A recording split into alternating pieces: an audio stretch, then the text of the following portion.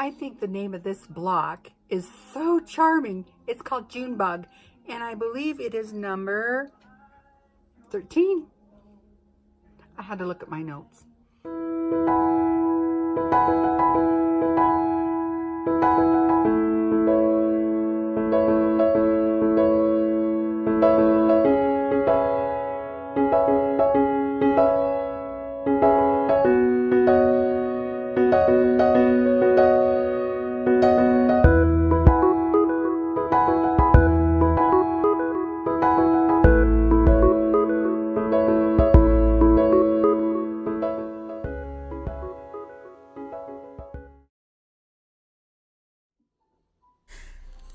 Happy New Week, quilters. This week we're going to be doing number 12 and 13, and I hope everybody got caught up if you wanted to stay up here with me. But I certainly wouldn't blame you if you were snowed in and decided to work on other projects. Paper piecing is on this week's agenda. And you can see here me cutting up the individual segments to block number 12. This was really about my third attempt at paper piecing. And with paper piecing, you get such exact seams. It really got addictive towards the end, I have to admit. But I am using the Carol Dokes foundation paper. It's almost like a newsprint or a newspaper, and I copied all the pieces onto each one of the papers, and I can see how I just dug out my scraps. I've been saving the little scraps since we started block number 1, and that was the hardest part, was trying to decide what to put where. And I guess the most important part was deciding that the piece was big enough. I did have to rip out a few because by the time I folded them back and ironed them, they were not big enough. That is the biggest, most common error quilters make with paper piecing, is they think they have enough, but then they forget about that 1/4 of an inch all the way around that has to be there in order for you to continue on with the next piece.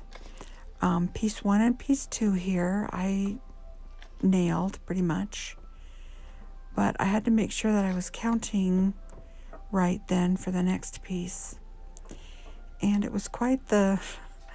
I admit I had to rip out a couple times. But hey, this is the learning process, correct? I really started enjoying this process, though, by the end of the 4th quadrant. This block number 12 has 4 different quadrants to it.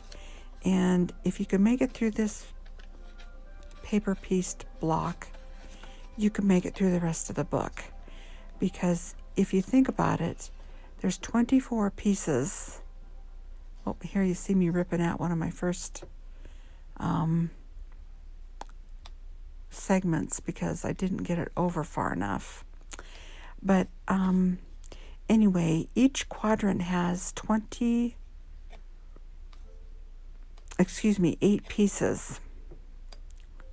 6 pieces, sorry. 6 pieces to it.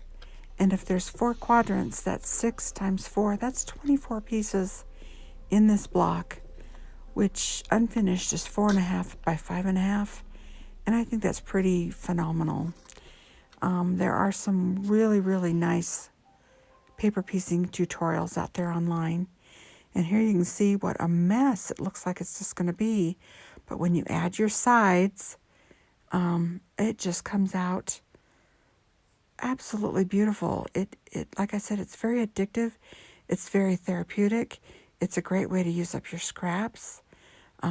What pieces you don't use in these scraps here, save, because we have block number 30 coming up. And as you can see, when I got all the way done, I stitched on the dotted line before I did my final trimming of each quadrant. so that I knew that piece was big enough.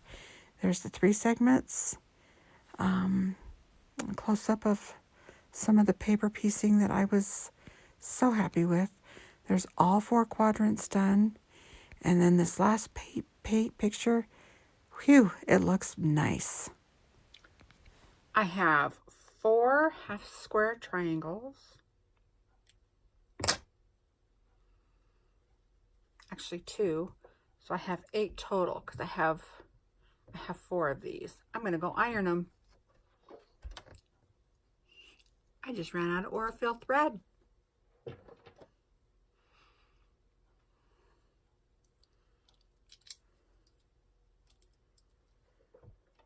I've been thinking this week a lot about treating ourselves well.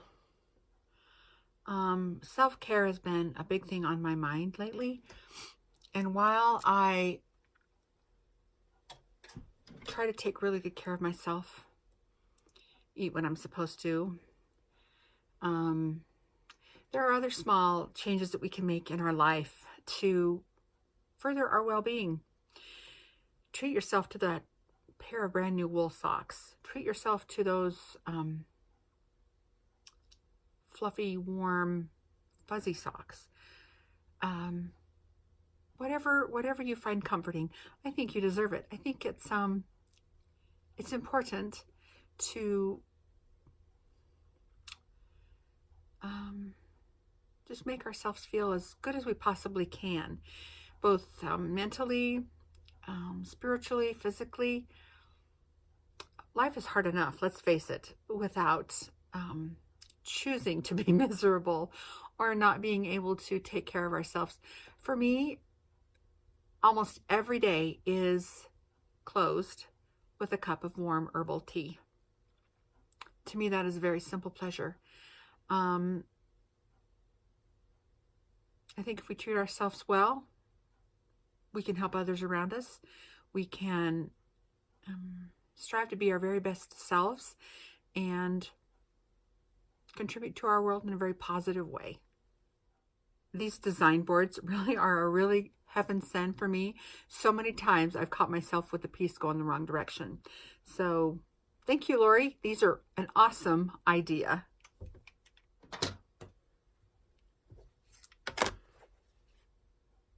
Pretty good. Let's go to the ironing board. I just thought of something I wanted to share with you. This is block number 13, and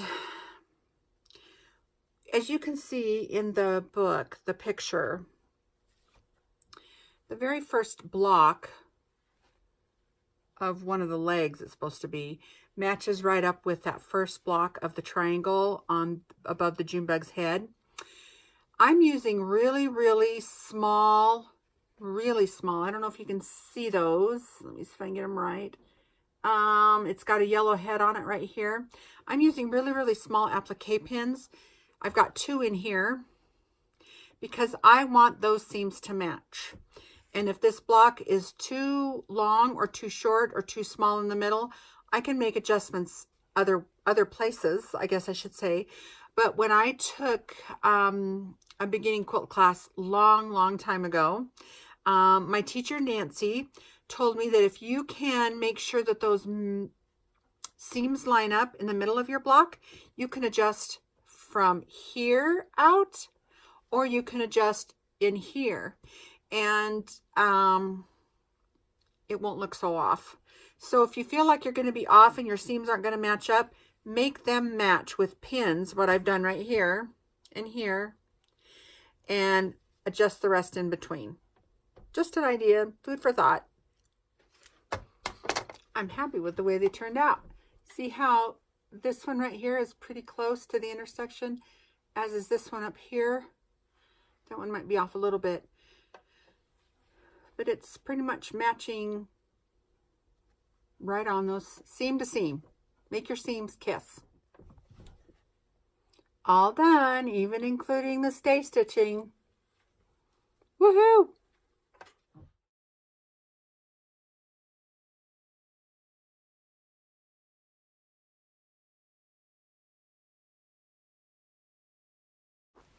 Good luck this week with block number 12. Just remember, in paper piecing, it's just paper. Have a great week.